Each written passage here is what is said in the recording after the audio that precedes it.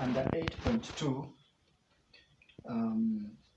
a discrete random variable can be specified by giving the set of all possible outcomes of the experiment or the possible values of the random variables and the probability with which each occurs. Now, under that, we need to understand a few things. One, to specify a discrete random variable completely, you need to know its set of possible values and the probability with which it takes each one. Number two, you can draw up a table to show the probability of each outcomes of an experiment. This is called the probability distribution. We're going to see that in the example that follows. You can also specify a discrete random variable as a function. For example, the random variable in example 3 can be written as can be written as the probability of x is equals to x is equals to 1 over 6. And we are going to talk about it for x is equals to 1, 2, 3, 4, 5, and 6. We are going to explain all this in the table below. Example 3, a fair die is rolled.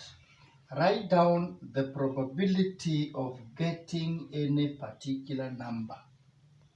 A fair die is rolled. Write down the probability of getting any particular number. Of course, rolling the die is the activity. But of course, we are going to get what kind of values can we get? Is it possible that we can get a phase 1? Yes. 2, 3, 4, 5, and even 6. We can have all these numbers showing up. And the probability of getting a 1 is 1 out of 6. That's why it goes without saying. The probability of x is equals to small x. The probability of getting a 2 is a 6. The probability of getting a 3 is also a 6 because it's 3, 4.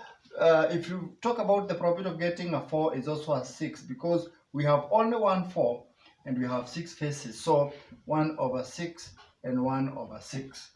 That is the outcome. And with that, these are the possible values. If you highlight that, we can talk about the possible. These are the possible values. Those are the possible values. And these are the probability.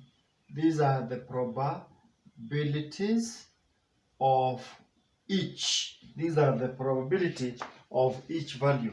And of course, that table explains or expresses everything as far as the question is concerned. We are being told that a fair die is rolled. Write down the probability of getting any particular number. So this table answers the whole question and it simplifies. And before we go to example 4, it is important that we understand our example 3 this way before we go to what example 4 wants us to understand. All right?